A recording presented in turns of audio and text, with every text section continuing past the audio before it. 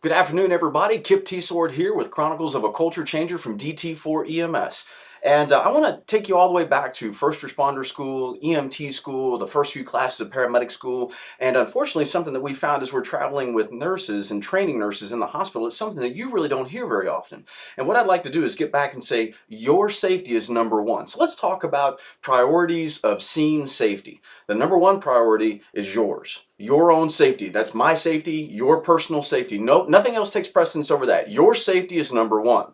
Number two is your partner for those that work on the street. That means number one is me, number two is my partner. The third priority in the safety tree here as we start to move down is going to be the patient.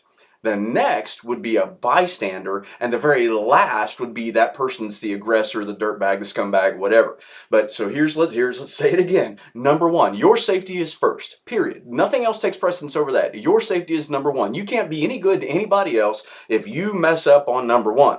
So with your safety is cool. Number two, you start making sure your partner's cool. Then number three, it's any patient. Four would be a bystander, and five is the dirtbag or the aggressor. So here's the reason I'm bringing this up.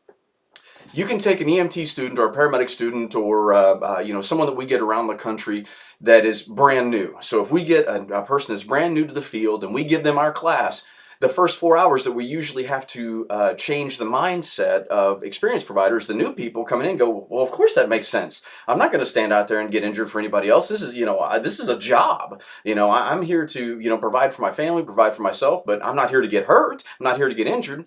So a lot of examples that get given in EMT school or paramedic school or, like a first responder or an EMR type of a class, they give them the example of either a flash flood or better yet, it's the hazmat scene. They'll give them the hazmat scene. They'll say you arrive on, you start getting close, and as you get close, you can see a tanker on its side. There's a green mist out everywhere. There's people dropping, all on the ground. All of a sudden, the blue canary, hey, it's a joke to my brothers in blue, but the blue canary is waving you in, going, come on, come on. And in school, they teach you, and they have you stick your thumb up. Remember this, guys? If I can't cover up that scene with my thumb, remember, I'm too close. So wait a minute, my safety is okay in a hazmat scene if it's a danger.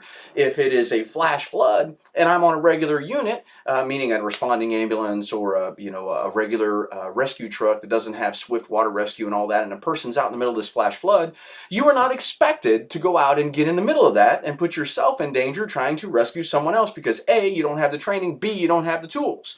So, your duty to act stops there at peril.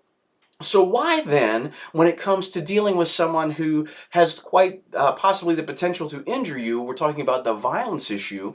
And again, let's talk about it. 52% of EMS providers injured on the job at a rate that's 22 times that of any other private sector industry. When we used to do the ENA stuff, back in their old studies, they were talking about at least 50% of emergency room nurses have reported being injured due to violence on the job.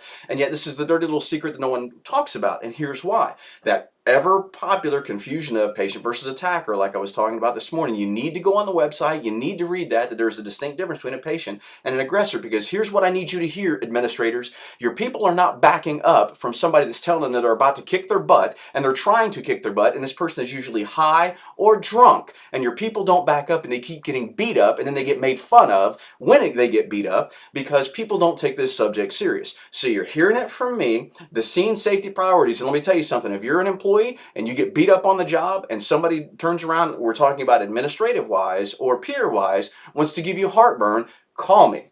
Email me. I'll give you all the material you need to speak with your attorney about, because I'm telling you, this is a dirty little secret in medicine that no one wants to talk about, but our people are getting beat up all the time because they're not getting these priorities correct. Number one, your safety. Number one, your employer won't make you put your safety in danger for anything else. That's why they have all the bloodborne pathogen stuff. That's why they have proper lifting and moving classes. That's why they have all the bariatric stuff they've got now. That's why they have the fancy ANSI vest now on crash scenes.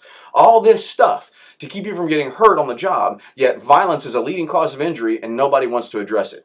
Guys, you're number one, your partner's number two, the patient's number three, the bystander's number four, and the dirtbag's number five. You heard it from me. I'm Kip T. Sword. This has been an episode of Chronicles of Culture Changer. We'll see you soon.